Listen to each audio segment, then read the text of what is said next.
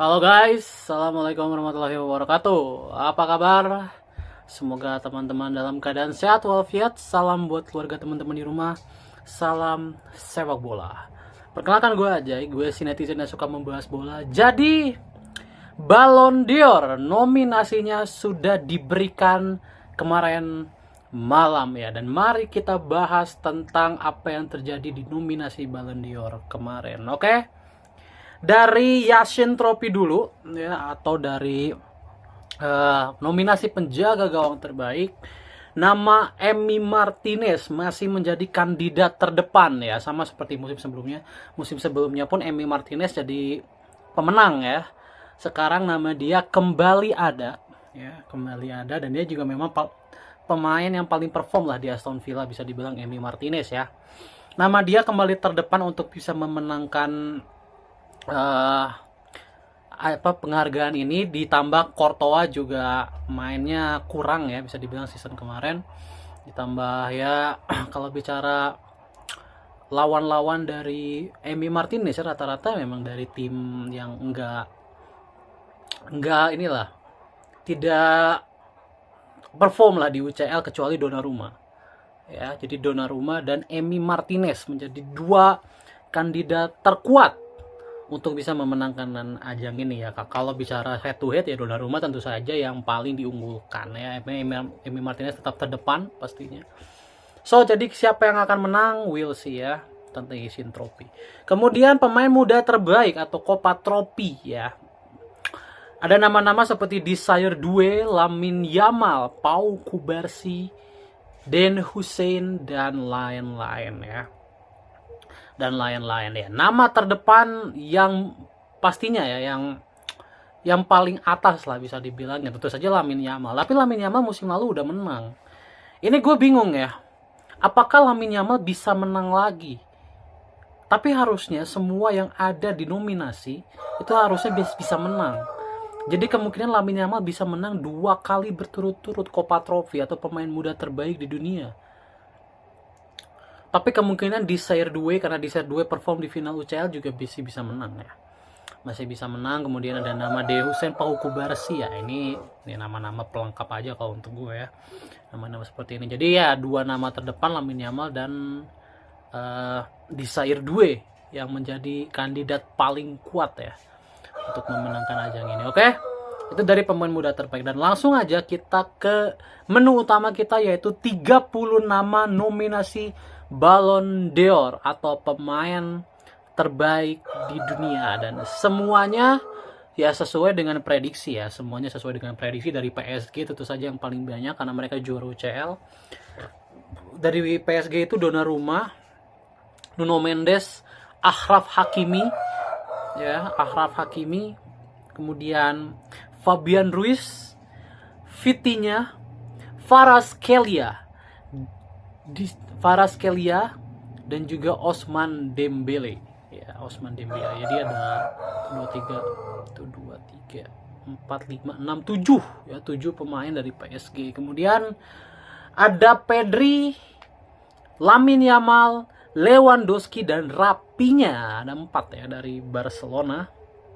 Real Madrid menyumbang 2, Mbappe dan Vinicius Junior. Kemudian Liverpool juara Liga Inggris menyumbang Alexis McAllister, Virgil van Dijk ya. Kemudian Mo Salah dan Florian Wirtz. 4 pemain ya masuk nominasi Ballon d'Or ya. Kemudian Chelsea menyumbang Cole Palmer, tentu saja ya, Palmer ya udah terbaik memang musim ini, bisa dibilang ya. Musim terbaiknya dia Chelsea, Cole Palmer. Kemudian siapa lagi ya? Chelsea, City, Erling Haaland ya. Erling Haaland masih masuk tentu saja ya, Erling Haaland. Dan Lautaro Martinez dari Inter Milan. Kemudian ada nama yang menarik, Scott McTominay masuk juga ke dalam deretan nominasi Ballon d'Or ya. Dia luar biasa ya, ini pencapaian luar biasa.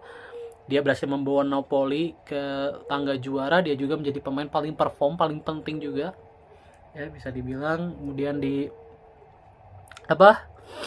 Kemudian di MU dulu dia yang nggak seperform sekarang, benar-benar luar biasa ya.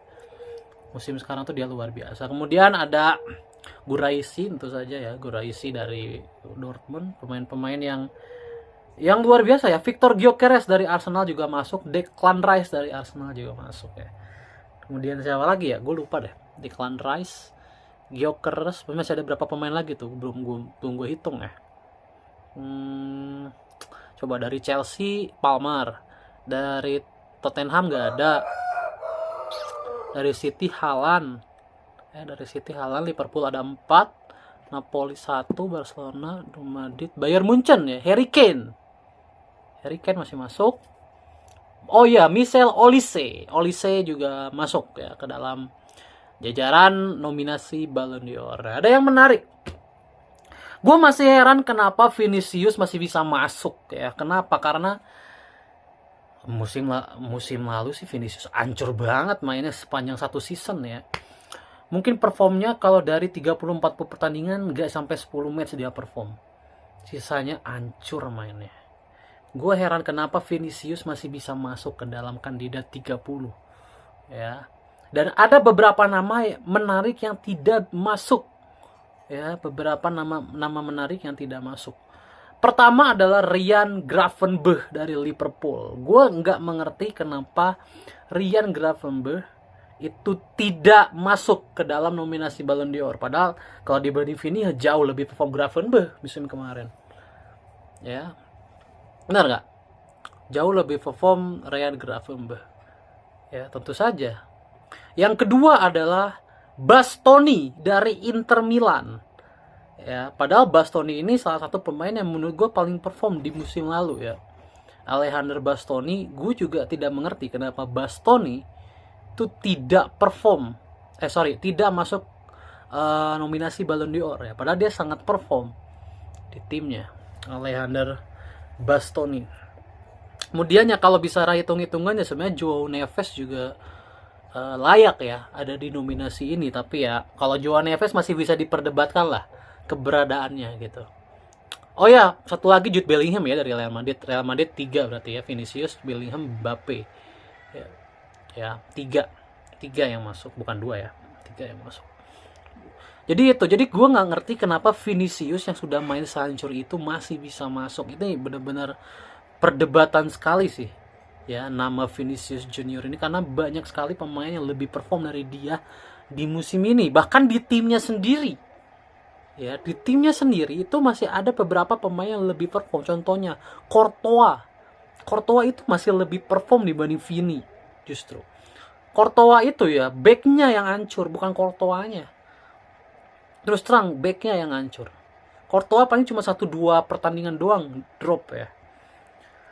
Jadi agak cukup dipertanyakan ya. Tapi ya Ballon d'Or memang sudah terbiasa seperti ini ya. Ada saja nama yang dipertanyakan. Tapi ya so far mayoritas memang pemain-pemain yang layak ya.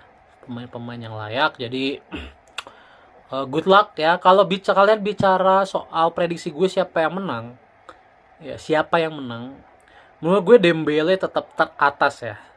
Ousmane Dembele tetap paling atas untuk memenangkan Ballon d'Or. Kalau kalian tanya siapa peringkat 2-nya, peringkat 2-nya adalah Mo Salah. Jadi 1 Dembele, 2 Mo Salah ya. 1 Dembele, 2 Mo Salah, 3 Lamine Yamal, 4 Rapinya. Ya, Mo Salah, Lamine Yamal, 4 Rapinya. Kemudian nomor 5-nya dari PSG siapa ya? Oh ya, Nuno Mendes. Jadi itu prediksi gue di 5 besar. Ya mungkin bisa ditukar-tukar ya. Intinya gue rasa 5 pemain itu yang akan mengisi 5 besar ya. Kemudian ya 10 besarnya paling nanti Kvaratskhelia gitu-gitu ya, di Serdue ya. Kemudian Lewandowski juga masih bisa gitu ya. Gue rasa pemain-pemain yang nggak dapat trofi ya mungkin ada di luaran 10 besar lah. Ya, di luaran 10 besar gitu. Oke. Itu aja ya soal Ballon d'Or musim ini. Tidak terlalu banyak kontroversi ya, kontroversinya cuma Vini doang. Kenapa Vini masih masuk gue nggak ngerti lagi ya. Ya. Oke.